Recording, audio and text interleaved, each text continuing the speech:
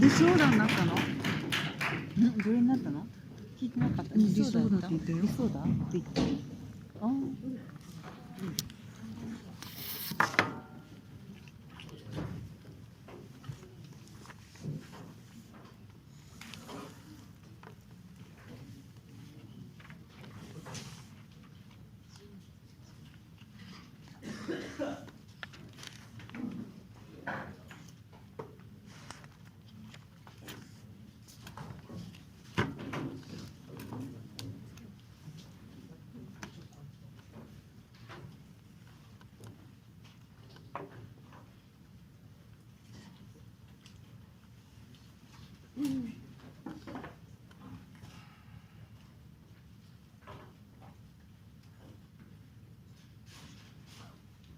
For my beginning my speech, I'd like to outline that what are the severe things for sleeping disorders, because I think Japanese people tend not to sleep that much, which you guys think is not a big deal, but we have to say is that it's a fucking big deal. Okay, I'd like to explain that. According to Quantifiable Glove, which written by Alexander Solzhenitsyn, who is a Russian and who was a writer in prison and write about. This is my example, by the way. Russia, and he writes about the KGB secret police. What he tells in the society is that first, KGB used actually as a means of tortures to make people not to sleep. 2 days, 48 hours. And they clearly stated that that's the best way to make people wellness. Even though you are a soldier who have a strong willing, in 2 days, 40 hours, you're pretty much done. I would like to say that firstly, like in this case, sleeping disorders is not 2 days, 48 hours. Even if you sleep even if it's a small portion, it accumulates forever and ever in your life. I think it's easy to imagine that, and highly likely people who are sleeping disorders, first of all, is that they are highly likely to have a harm in heart tissues. For example, there is a severe possibility that it destroying tissues, therefore it is a severe harm, right? We will say that sleeping disorder is quite a big deal. It's not different than any other heart attacks or those kind of things. So probably the opposition have to suck up this thing, right? Given that, I like to say that the status quo is quite ridiculous, right? For example, we actually allow people to ask for compensation. For example, if I just rub up him and try to smack Max's face, probably Max can ask me, say that, oh, you hurt my face, therefore can I ask for compensation? It's a legitimate thing, right? Therefore, if we prove to you that sleeping disorder is one of the fatal thing which we have to recognize as a severe harm, I think that as a government, it is natural to allow those people to actually plea for compensate who actually deal those damages for you, right? Therefore, I think firstly, in terms of the harm itself, I think regardless of the justification, I think it's pretty natural to allow those people to do so. Moving on to the second thing, right? But we say in the status quo it's quite not enough. But before I go. Even in the status quo, if a person starts suffering from sleeping disorder, as a consequence of his boss harassing him, he can sue his boss, he can sue his company to receive compensation. How is your policy different from that status quo? Well, if you're saying that that's okay, I think there's no reason for us, because we want more, we want to actually allow people to utilize those rights to sue people, right? So if you're claiming as a POI that's an important thing, I think you should stand on government side, because I think that's the thing we want to achieve that more and more. So moving on to the third thing, right, about status quo, right? Well, they assume that status quo that, people would probably sue it. But I don't think so, right? Firstly, well, for example, you see in Japan, you work a lot. For example, your boss might say you that do this thing, X, Y, Z, which is not achievable at all, right? And you do it, and what will happen is that you get zangyodai, which is if you overdo something, 2 hours, 2,000 yen, is in, right? Firstly, in that case, I think you get only 2,000 yen, which doesn't cover up any kinds of harms. For example, heart attacks, which I already explained to you. 2,000 yen doesn't do that. But secondly is that, well, people actually think that, like, don't know about the harm, right? Therefore, I think, uniquely in government paradigm, if we actively allow people to do so, to give the right to giving the right to plead for compensation, I think we can change the situation much more easier, right? So therefore, I think, yeah, good. So moving on to the fourth thing, right? How we can change the situation, right? Firstly, what we want to do is that we will, if somebody, if somebody perpetrate or make somebody not to sleep that much, what will government do is that first, we will find a person to make sure who is the one to make the damage.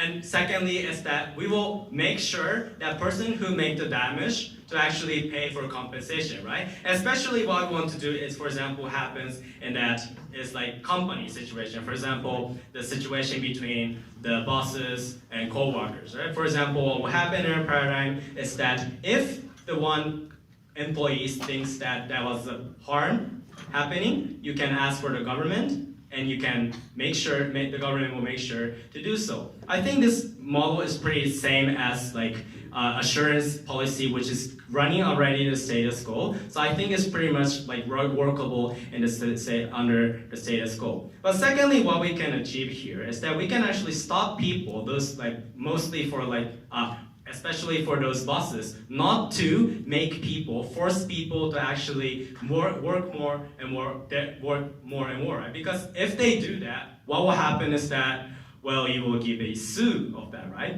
Therefore, what will happen is that, in the consequences that, firstly, we could stop those people making, end up to those heart attacks. But secondly is that, well, obviously it's gonna be, many people will not suffer from those sleeping disorders.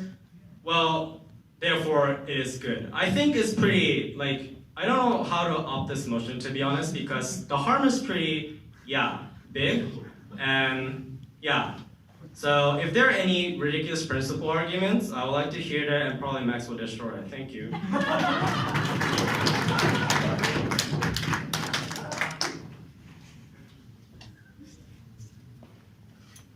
Well, thanks for the remark. Next, we'd like to call the leader of opposition to open the keys for the opposition side here.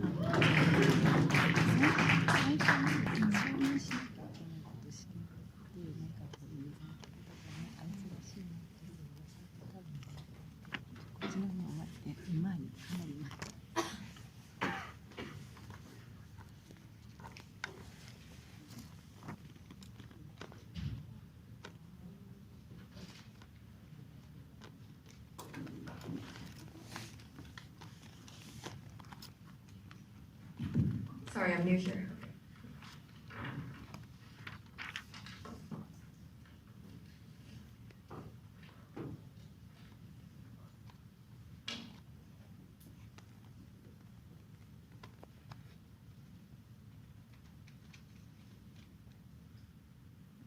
Prime Minister told us many things about how he can incentivize bosses, raise awareness, and tell everyone how terrible sleeping disorder is. However, we think that they have a fundamental misunderstanding of what people can do in the status quo, right? In the status quo, if people become sick because of the company, they can sue the company and they can get money for that, right? So we think the fundamental difference between ours and their side is that on our side, people are given compensation, are outed for their disease, whether or not they like it or not, whether or not they consent. We think the real purpose of this debate is to argue about whether or not that is justified, whether or not giving people this kind of treatment, special treatment, without their explicit consent is justified. We'd like to see a response from their side about that. Furthermore, opposition is more than happy to let this kind of situation continue, right? As long as we can determine that there is a causal link between the company and between the disease, we're more than happy to give compensation to all of those, regardless of whether that is sleeping disorder or eating disorders or other kinds of depression. That is my refutation towards the previous speaker. With that said, I'm going to be saying 3 things for today. First one is how this exacerbates sleeping disorders and makes the problem worse. Second is how this disincentivizes people to overcome their sleeping disorder. And finally, about how sleeping disorder is an individual issue. So first about how this motion exacerbates sleeping disorder with this special context about responsible people. Okay, we think that this involuntary outing of sleeping disorder and forcing people to make themselves special existences in their company will exacerbate the stigma that exists against sleeping disorders and alienate themselves within their company. So, two character divisions, right? So first, when they tell others about their sleeping division. So currently, right now, as I said, people who strongly feel like their company is to blame can sue their companies for their sleeping disorder. And this is consenting to the stigma and potential harms that arise when you cause a lawsuit, right? No, thank you. But we don't think all people who suffer have a strong commitment to sue their company. In this case, if they tell company about their disorder, they are automatically going to be receiving money under the government side. We think that in order to create a distinction between the status quo and their model, this is what they have to be doing. As a result, because they are automatically receiving their money from the company or the government, they never clarified, thank you, they are regarded as a social burden by their coworkers and company, right? We see this in the case of things like maternity leave and other kinds of conditions that we give money for. These people are regarded as lazy, as receiving free money even though they don't do anything. And as a result, it makes it harder for them to come back to work, right? We think the same thing is going to happen. Because these people are likely to be receiving money for a long time, because companies are fundamentally meritocratic organizations, there's likely to be a high level of backlash against these people receiving stigma. Let me tell you why this doesn't exist in the status quo. Currently, in the status quo, people don't regard sleeping disorder as like a failure, right? You can actually there's a norm. No, thank you. There's a norm that says that, oh, I feel bad for you, you have sleeping disorder because you work so hard. We think that that kind of accepting narrative is going to disappear in their paradigm because they're going to be antagonistically viewed in the company structure as being free riders of everyone else's work, right? As a result, they can't come to the company because they are so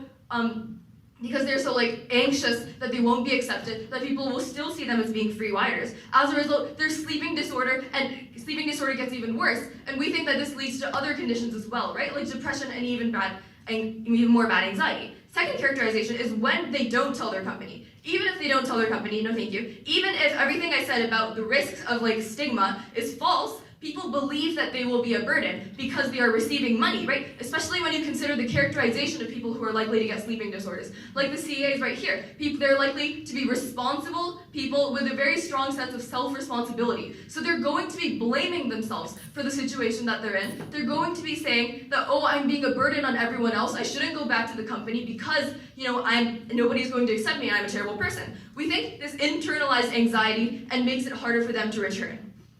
Currently, in the status quo, so this leads to the fact that they'll lose their support system, right? In the status quo, if you have sleeping disorder, you can ask your coworkers or your superiors for help because they acknowledge that it's an institutional solution, that it's an institutional problem, that it should not be placed on the personal. However, and as a result, everyone can help and be supportive, right? But in the after plan, people are going to see them that the moment they're receiving money, that they are reducing everyone's salaries, that they are benefiting off of the company's profit, that they are free riders, as I said. So what changes under both sides, sorry, I'll take you later, is that under our side, people are actually consenting to the risk of being stigmatized. And once they want help, they can receive help. But what happens under their side is that people are being forced into situations that they don't desire because of the very strong force of their model, and it makes their illnesses work. Because of the subjective value of health, we don't think that this is justified, right? Because people might value their position within the company as being more important than their health. We think that individual prioritization is something that we should value. Yes? Shouldn't we, by that logic, the logic of backlash and stigma applies to people, prohibit people from suing their companies in all possible cases then? We think that it's an individual choice whether or not you want to receive that stigma or backlash, right? Because when you sue, you are consenting to the fact that you will be in public, you will have the media focused on you. But we think that in your paradigm, you do not have that liberty. And because you are taking away that freedom, we don't think that's justified. Moving on to the second point about how this disincentivizes people to overcome their sleeping disorder, right? This is mainly about lazy people. When sleeping disorder is a monetary incentive, we exacerbate the disease and make it like worse for them. I know it seems like it's contradicting the first point, but we have characterized it differently, so I'd like to see you that way. We think that financial resources distort incentives. So currently under the status quo, the primary disincentive for people to cure their disease is having trouble in other parts of their life, right? So not being able to come to the company, not being able to make money. We think that by giving people these money, we fundamentally disincentivize them from trying to cure their disease because because they can receive money by not making any effort, right? There's also going to be external pressure from their family and friends to continue having a sleeping disorder, to not go to work, because that way they can get the free money. We think that happens in the case of impoverished communities. So what we support is actually voluntary treatment, because especially where people actually go to their clinics by themselves and try to cure themselves, because sleeping disorder is a recurring illness, right? In that case, we think that people should be equipped to deal with it in the future. Finally, we believe that sleeping disorder is an individual issue. When you're considering the nature of sleeping disorders, it's limited to developed countries. It occurs for complex reasons, like unhealthy choice of watching YouTube, their working style. It's impossible to attribute to the government or company, and because individuals have the power to change their own situations, we think that because they have alternatives, the public should not be funding their unhealthy choices. Second speaker will expand on this. Thank you. Thank you, leader of option for the remark. Next, we'd like to call upon the Deputy Prime Minister to continue the case for government slide. Here.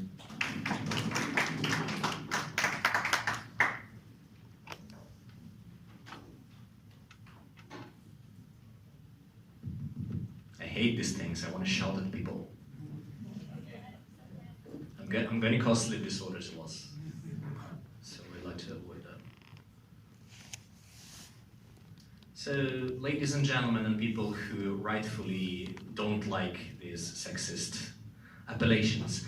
First and foremost, as I pointed out in my POI, today's opposition stance is, if you extend it to principle, basically against the right for employees to sue their employers for whatever reasons. For reasons of harassment, because it may cause the same sort of backlash. If the court finds the company guilty of harassment, ladies and gentlemen, then the company will have to pay for that. Then that compensation for harassment will be somehow subtracted from the salaries of other people and maybe from the capital of the company, and will cause to everybody indirectly harm and maybe cause backlash, ladies and gentlemen. So the opposition, in order to make that argument, has to accept that they want to prohibit people from suing their companies in all sorts of interactions and for all sorts of unlawful or lawful actions.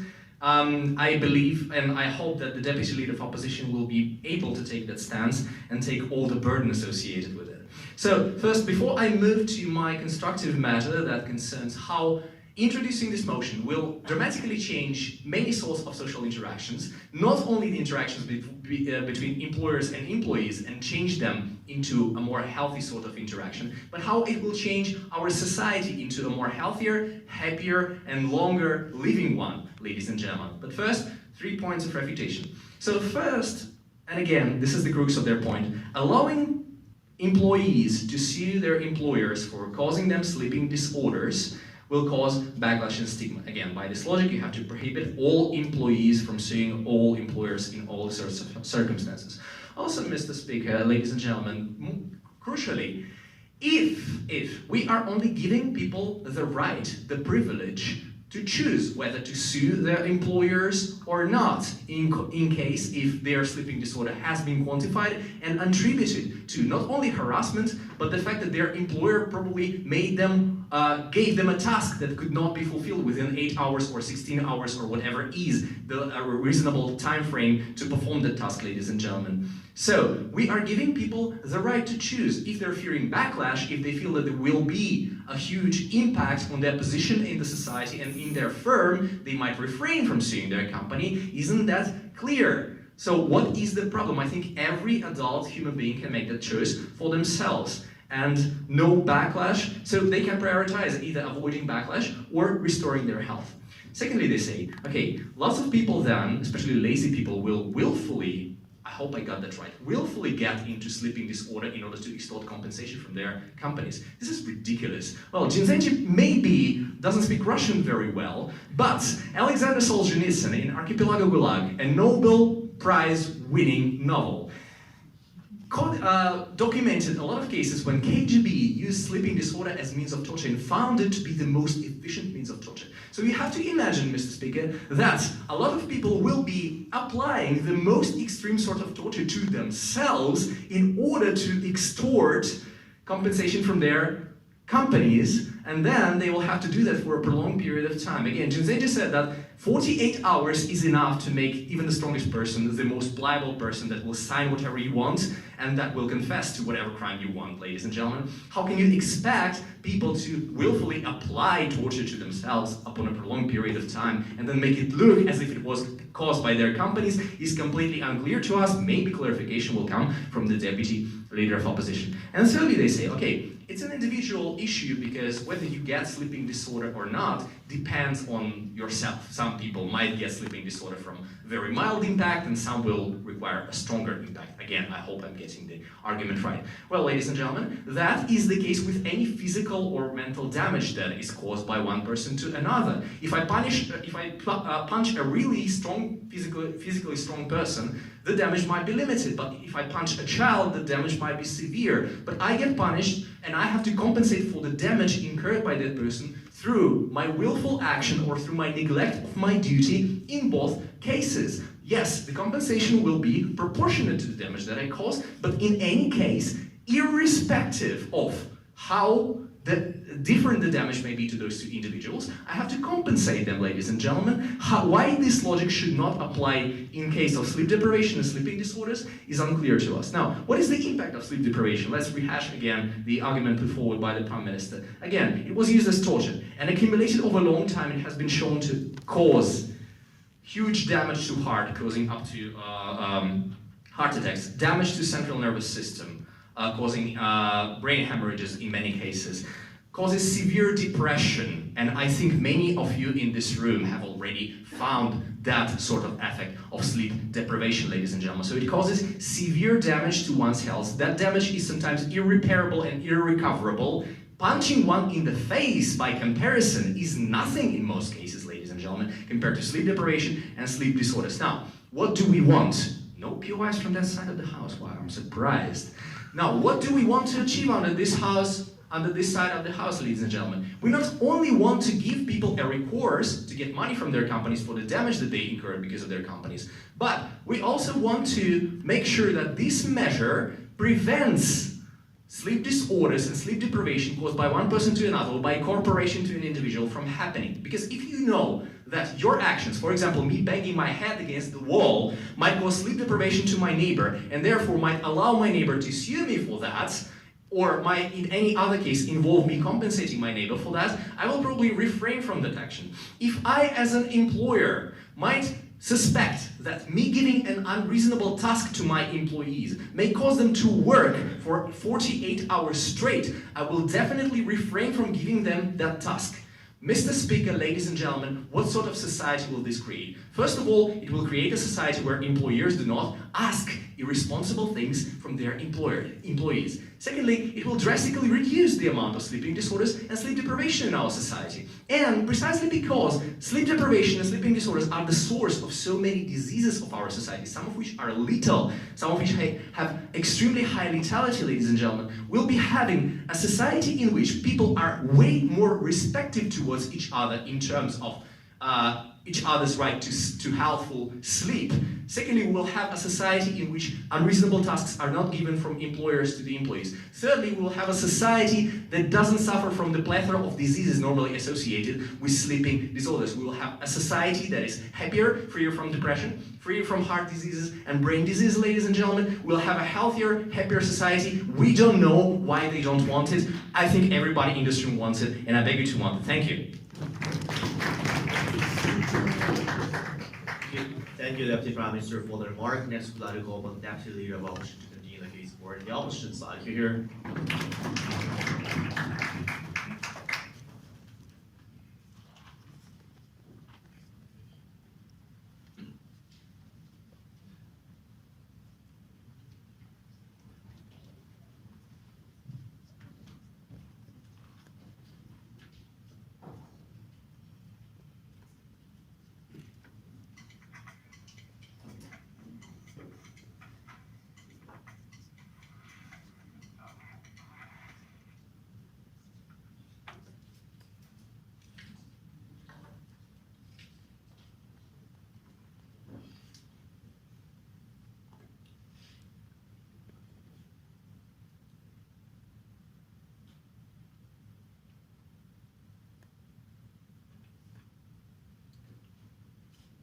Mr. Speaker, unfortunately, this debate has become very messy, unfortunately, because of the misinterpretation of the affirmative theme of the status quo. Right now, in the status quo, people can sue the company if, as a consequence of that company's operation, that person has suffered certain mental illness. So, for example, if you become, as a consequence of your boss harassing you, suffer from sleeping disorder, you can sue that company or you can sue that boss in order to receive a compensation in civil trials, in civil cases right now, right? So, in order for this debate to even happen, in order for this debate to even be debatable, they have to make a distinction with the status quo.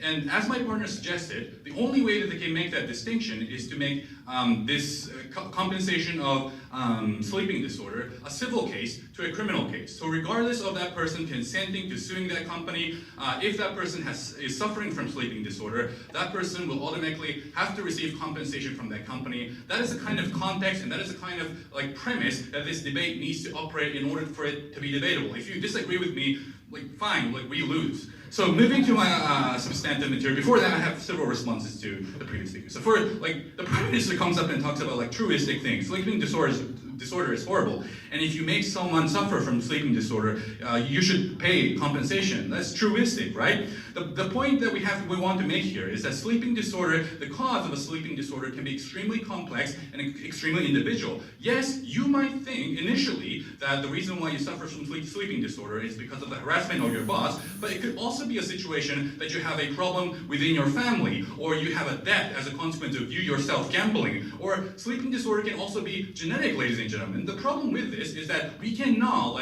completely tell what the ultimate root cause of someone's sleeping disorder is. So as a consequence of that, we prefer the status quo in which that person consent to his situation, and if this person believes that his situation or his or her situation is created as a consequence of that company's operation or someone else's operation, that he will be able to sue that, and a civil case will be able to objectively evaluate that, and as a consequence, and in certain cases, make that person pay for compensation, ladies and gentlemen. For example, let's imagine a situation. If a single mother suffers from sleeping disorder as a consequence of her baby continuously crying at night, then are they going to force the baby to pay compensation to the mother? Or if someone becomes in debt as a consequence of him or herself becoming a gambling addict, not yet, and as a consequence of having a debt, he becomes sleeping disorder, then who are you forcing to pay compensation to who, ladies and gentlemen? It doesn't make any sense. So in order for them to even win, have a chance to win in today's debate, they need to make a clear distinction with the status quo. I hope to hear an answer from the government whip, in which it will be probably too late. Not yet. Second of all, as we told you, and as I briefly said in my first issue, sleeping disorder is an extremely individual issue. The response coming from Max was that also other cases of injuries and other cases of damage can also be an individual. Now he misunderstood what we wanted to say. The cause of sleeping disorder can be extremely individual basis. The cause of sleeping disorder can be as a consequence of a company or a family or a debt or the fault of an individual, ladies and gentlemen. That is what we meant, the nuance of the meaning when we meant that sleeping disorder is an individual problem. Not yet.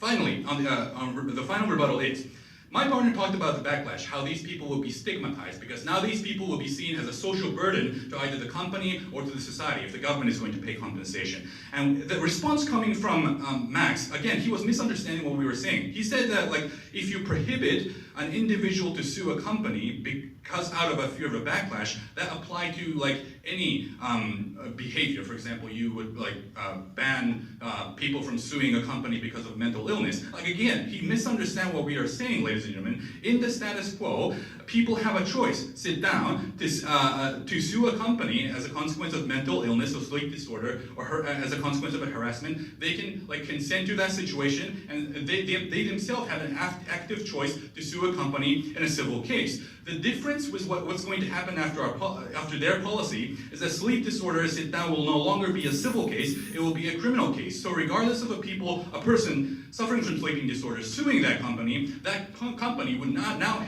automatically would have to pay compensation to that individual, and that necessarily entrenches and enforces the backlash. That person has like no autonomy whether he would he won't be able to compare and make a decision like whether he's going to allow to suffer the potential backlash and receive compensation or not. We think that's far worse for that individual. That person will suffer from like more mental illness and more sleeping disorder. Before we move on, yes. So let's assume you're right and status quo people can file a civil lawsuit against the company for causing sleeping disorder. Wouldn't your logic that it's impossible to determine the reason of that sleeping disorder taking place in the first place be possible to determine the status quo as well? Why do you allow it?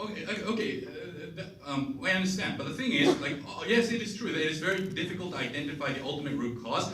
But in civil case, what happens right now is that considering many court of situational evidence, we can make an assumption that, like, for example, if a person suffers from sleeping disorder as a consequence of a harassment, like that psychologist or like a medical doctor will be able to objectively and medically and scientifically prove that with a certain degree of certainty that that person has suffered from sleeping disorder as a consequence of that company's operation. Obviously, we can't like tell with 100% certainty, but that also applies to any sort of like court cases and civil cases, ladies and gentlemen. That's not a unique problem of this particular situation. So further extending my partner case, how this worsens the sleeping disorder situation. Now, as my partner told you, people who suffer from sleeping disorder have a certain tend to have a certain characteristic. They are mostly very responsible people. They tend not to blame other people for their condition. They tend to oftentimes feel ashamed of their condition, embarrassed of their condition to suffer from their disorder, because they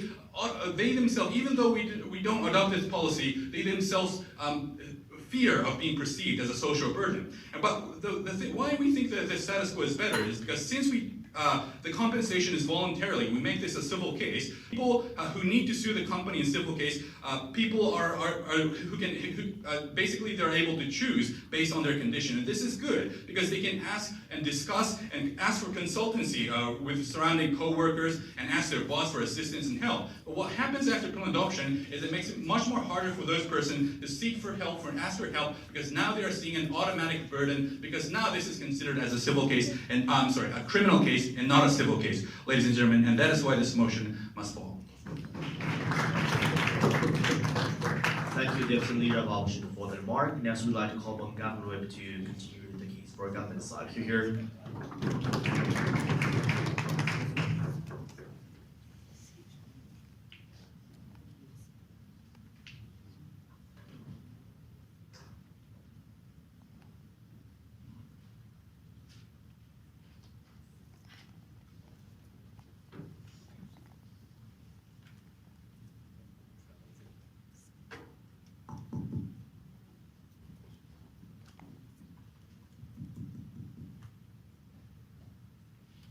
I am really sleepy right now. I should be suing this tournament for getting me sleep deprived the previous night, right? You see the difference here between being harassed by this tournament versus being sleep deprived. There's an obvious nuance.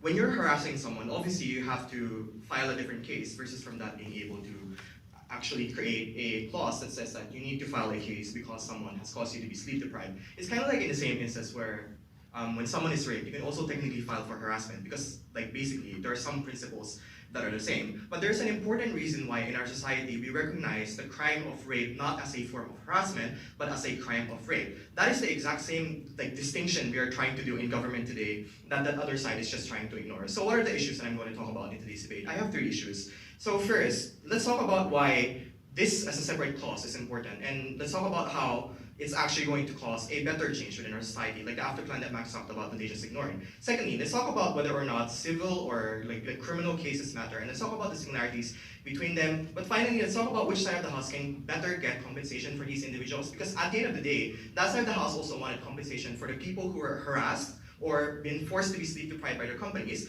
We don't really think they're going to be able to get it under their side of the house. We think we get to be able to get that under our side of the house. So let's dive into the first issue. First, let's talk about why it matters when you separate the names. Because look, here's the thing, right? Like if people are going to like treat sleep deprivation, like being sleep deprived or sleeping disorder as like what their first speaker said, that people in our society treat it as a joke, people treat it as if it doesn't exist, then the more that we have to need a reason to separately create a clause for these individuals actually being persecuted for that actual crime. Because never mind the fact that their first speaker and their second speaker also kind of talked about how in society, people treat it as a joke. Therefore, when you file for that harassment case in our society, people are just going to simply dismiss you. People are just going to say that you are a leech to our corporation, right? Under our side of the house, that's much more better. It's because you're recognizing it as a state, that is something that's reprehensible, that's something that should be given reparations towards, and you're recognizing that as something that's actually really, really severely bad. Given all of the analysis of the legitimization of why we think that this is something that we actually need to do, we think that them being unresponsive to that very categorization itself is very problematic in today's debate. So therefore, that's the reason why the name is very important, and we think that it's problematic for them for saying that, oh no, it doesn't really matter because in a civil case, you're still going to be able to do that. In a criminal case, you're still going to be able to do that. The point is, under our side of the house, you frame it as something that society needs to have attention towards and that's how you create the impetus of change under our bench of the house. That's just something that they're dismissing, which obviously they're lacking in today's debate. Next, even if we're going to concede to some extent that it might be a criminal case, let's talk about the difference between a civil case or a criminal case, right? Look, they're saying that because you're going to make it an automatic thing, that people are going to be put into jail because they sleep deprive you. Firstly, I don't really see why that's an awful thing. I mean, they actually did that to you, right? So if they actually did something bad to you, I don't understand why the very automaticness of that is actually very wrong. But to be even very clear, we've also clarified under our side of the house that we're going to allow individuals to be able to seek that justice if they wanted to, right? So let me give you an example. So for example, if Max comes up here and punches me on the face, it's technically assault, it's technically a crime, so he's still going to go to jail anyways, right? But on top of that, I can also file a civil case, right, over him because of seeking compensations for the damages that he caused. The question is, what is the damage behind me being able to do so? I do not simply understand. Just because, for example, I'm going to be able to seek for civil compensations, apparently that's going to be a bad thing. If it's going to be a criminal crime, apparently that's also going to be a bad thing. Isn't the point of the criminal justice system you embracing the ability of individuals to be able to seek for justices and damages that are caused by our society? We don't understand why they're so reluctant in that very specific case. I actually forgot to push my timer.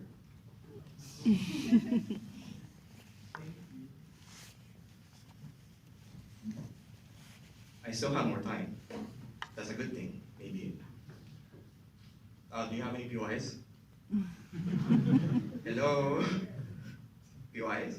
Later, okay. So let's talk about the last issue, which is important in today's debate. So, which side of the house can you best get compensations at the end of the day?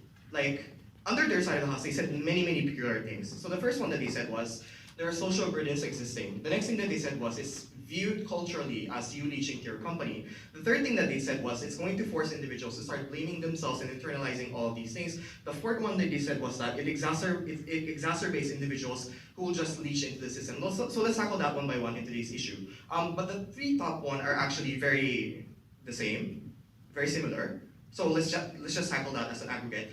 Under their side of the house, if individuals are going to bring it up to the civil court and actually cause a civil dispute to these individuals based on whether or not they actually feel like they deserve that form of justice and all those kind of things, are you really going to be able to achieve the kind of social changes at the end of the day? Will people's perception of that culture actually change when you're actually allowing individuals to be able to choose whether or not they actually want to have these individuals incriminated or brought up into court? We don't really think so. But moreover, we say is that if it's a civil dispute, I think it's going to be harder for you to be able to actually hold these individuals accountable, precisely because of the fact that you allow things for example, out-of-court settlements, right? And you make it harder then for our society to create things for example, jurisprudence that would actually allow individuals to have a record of things that would actually prevent them from being harassed in the future. You're going to disallow individuals from being able to create a future in which they're actually not going to be tackled in that very specific way. So that's a very specific harm of opposition in today's debate that they're not able to tackle at the end of the day. So we don't really think that they're actually going to fight that.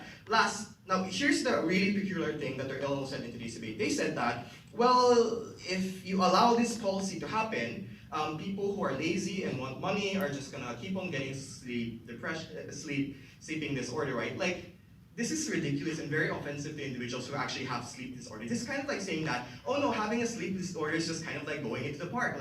Just you're walking there, you get sleep disorder, you get money, right? That's not the case. Obviously, when you're sleep deprived, and the ability for an individual to be classified as sleep deprived is very different. Obviously, your sleeping cycles are going to be really screwed up. You're not going to be sleeping on normal times as other individuals. Your body's going to start shattering in ways, for example, that the Prime Minister and the DPM actually talked about in today's debate. Your body in the long term is actually going going to suffer a massive amount of harms, for example, in terms like being like obese, like for example, you're going to have like weird cardiovascular diseases and all of those kind of things. So we don't really think it's going to be that easy, right? But moreover, if that was the case, that literally applies to any single like law we have in status quo. Like for example, if someone was harassed or if someone was punched in the face or got hit by a car, they can technically seek for compensation. But like the ability for them to be able to abuse that does not become a reason for you not to have that very specific law. Like I could go in front of like 15 cars all in like one day and get hit by all of them and get money from them. But does that become a reason for me or for society not to have that law that says no, you're not supposed to hit individuals by a car, right? So on that level, we don't really understand why they're really against this. We've given you a shitload of reasons as to why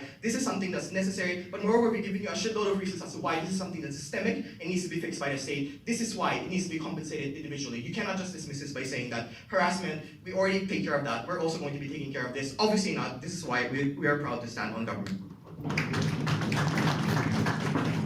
Thank you, Governor Wei, for the remark. Next, we'd like to call upon the opposition whip to continue the case for the opposition side. Here.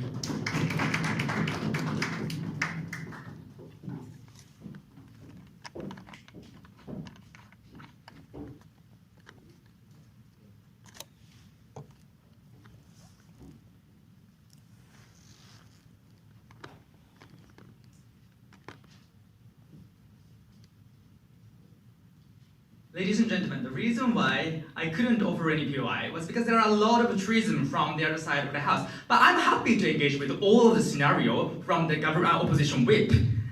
Based on this, I'm going to examine two clash points. One, what's the exclusive nature of sleeping disorder? Why can we treat sleeping disorder differently and exceptionally?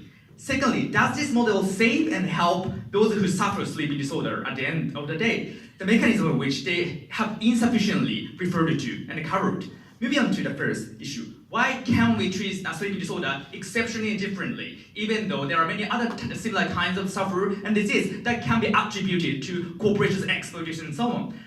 Number one, the analysis came from the government whip. If we name this sleeping disorder differently under the new system, we can raise the awareness of the public that sleeping disorder is not a joke and a serious problem. Hold on, guys. Sleeping disorder is already recognized as a serious problem even in the status quo. It's a first world country that is the sleeping disorder does not exist in developing countries or least developing countries. That's a unique unique disease of a capitalistic society of the first world. Because we are all working very hard, we have already recognized the importance and seriousness of sleeping disorder. I don't see urgent necessity to introduce a new system in order to change the ways in which we perceive sleep disorder. Moreover, ladies and gentlemen, if we name differently, if we just disproportionately highlight and exaggerate sleeping disorder, what happens to responsible people like a boss, the boss of a large corporation? It's far harder for those responsible people to come out that they are suffering from sleeping disorder because of the fear that they are labeled as a social burden or burden in a company, especially in a work-intense corporation. According to their characterization, the kind of people who have authority and responsible have that kind of anxiety, and that anxiety gets exacerbated because we exaggerate the concept of sleeping disorder, and that's a concrete harm we see from this side of the house. But secondly, it's very dangerous to rampantly attribute the sleeping disorder to society and everybody else in the community and the company. Because sleeping disorder, the cause of sleeping disorder is a combination of so many complex things that we cannot attribute to one singular aspect. For example, the combination of unhealthy lifestyle of your own by staying up late watching YouTube that will cause sleeping disorder. That's why I'm suffering right now. What about those who are working at night? Like when I was working as a host in Kabukicho, I was suffering as a sleeping disorder because of my own occupational choices. I had to work at night. What about you work too much because you're responsible and passionate? No, thank you. Under those circumstances, especially when your mental stability is very unstable, even one small incident might trigger sleeping disorder. Like speaking ill of you, someone speaking ill of you and you hear that kind of small thing might trigger sleeping disorder. It's very dangerous to attribute sleeping disorder to some other people and ask for compensation because of this nature of complexity. The difference between their model and status quo is we make determine compensation based on the causal link, whether sleeping disorder or whether any other disease, whether a mental disease, if there's a clear causal link which is adjudicatable by the justice system and civil courts, and it's legitimate and fair to make compensation. But their model is that we just focus on the consequence as a singular criterion to determine the responsibility and the legitimacy for compensation. And that distinction is very dangerous considering the unique nature and the complexity of sleeping disorder. Moreover, the response from the Deputy Prime Minister is that any physical damage is based on individual sensitivity, right? Therefore, we can apply the same principle. Sleeping disorder is unique because that is caused as a result of accommodated behavior pattern for a long time. It's like you punch and you get injured. The sleeping disorder is a result of longer-term behavioral tendency of your lifestyle choices, and it takes a long time for people to suffer sleeping disorder. It's largely different from any kind of physical disease like a kicking and punching that they have described. Hence, their precedents are not analogous at all. No, thank you. I'll take you now. There is also word sleep deprivation in the motion, and deprivation involves a deprivator and the deprived person. Okay, if deprivation disorder are the criterion for compensation, then anything can be compensatable. Well, weak speech disorder and deprivation right now because of the trees model that they have proposed. Like, what about those who cannot find a girlfriend and boyfriend? Like the deprivation of the romantic relationship. That anything can be compensatable under the logic of deprivation and disorder. If there are some people who cause small damages to the ways in which people confront that kind of damage, and that. Therefore, we need to draw the line at some point of level. It's difficult to draw the line, but we need to try to draw the line. Our line is very simple. That's status quo, the causal link-based compensation. If your boss harass you, if your co-workers force you to work harder, and there's a specific linkage between the exploitation company and the mental instability, that we allow individual to make litigation and ask company for compensation. Therefore, their rampant line just focusing on the consequence as a singular criterion to determine compensation is illegitimate and unfair. And that's the principal distinction between what we defend, what they defend. Secondly, about stigma and perception, right? The response from the Deputy Prime Minister is, if we are worried about stigma, then we cannot sue for any reasons, right? No, sleeping disorder is different. In the status quo, in case of other things, the co-workers think that it's a failure of the company, it's a failure of the boss, for example. And the surrounding people are oftentimes supportive to you, but when it comes to their model, when the consequence, being sleeping disorder and being sleeping deprivation is the sole criterion for compensation, the perception is changed because people believe that, even though some sleeping disorder is your own responsibility, you are a free rider in a company and you are receiving money for no reason for a long time. Usually, in order to cure sleeping disorder completely, it takes a long time, during which time people continue to receive money for a long time. And especially when it comes to lazy people just give up treatment. People just continue to receive money for a long time, and that exacerbates sleeping disorder. It removes the motivation for people to overcome sleeping disorder by constantly going to medical checkup and treatment. And that's another concrete harm, because we haven't had any mechanism of solution from their side of the house. We just pay money for anything you feel uncomfortable. But status quo, because you need to prove the causal link, or otherwise you will lose your monetary income. People have voluntary incentive to overcome sleeping disorder, overcome sleeping deprivation, and treat themselves in order to go to medical checkup constantly. That kind of incentive is deprived by the moral hazard that the compensation exclusively causes, and that is why we oppose the motion. Thank you. Thank you, Opposition Whip, for the remark. Next, we'd like to call on Opposition Reply to summarize the case for the opposition side for me to hear.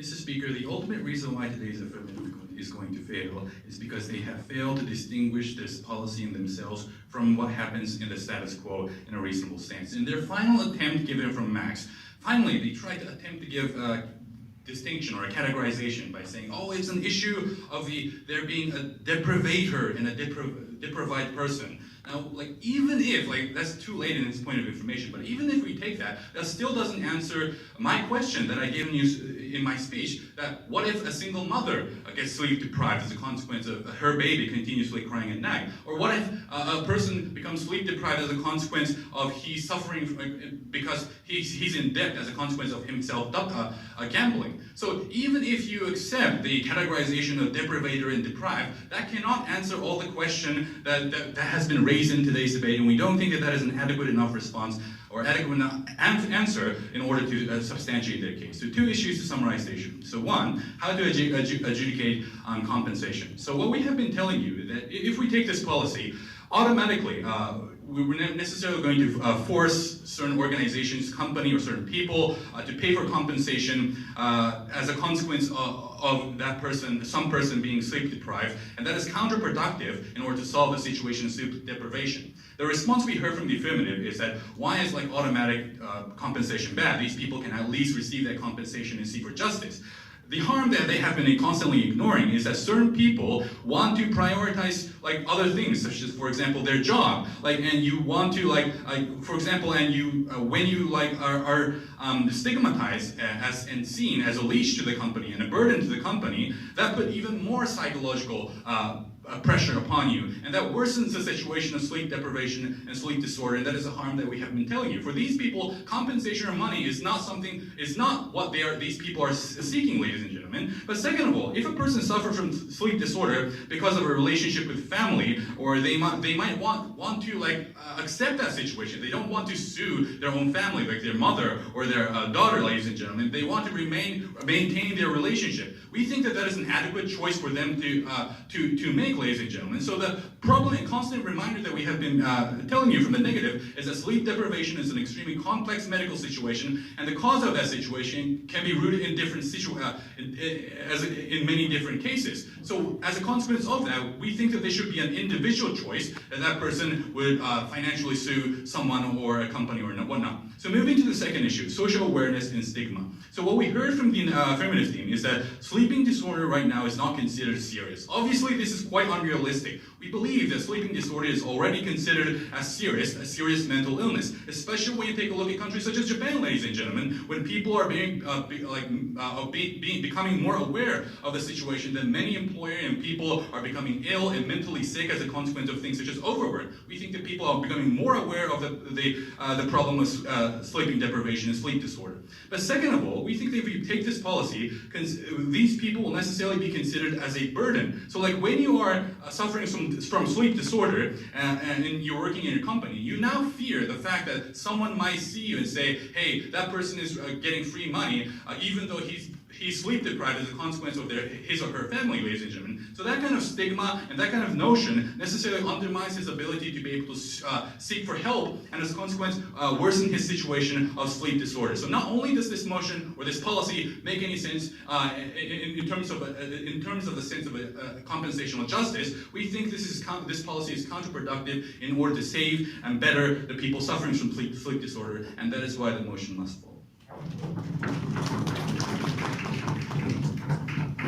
Thank you, Officer Brian, for the remark. Next, we'd like to finally call upon Governor Brian to conclude this debate. Here, your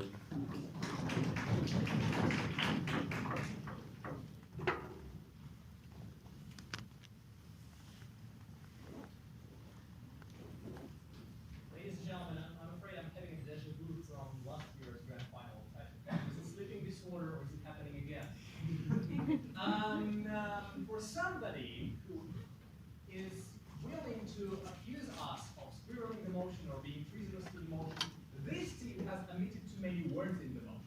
So Mitsushi conveniently forgot about words sleep deprivation and only concentrated on sleeping disorder.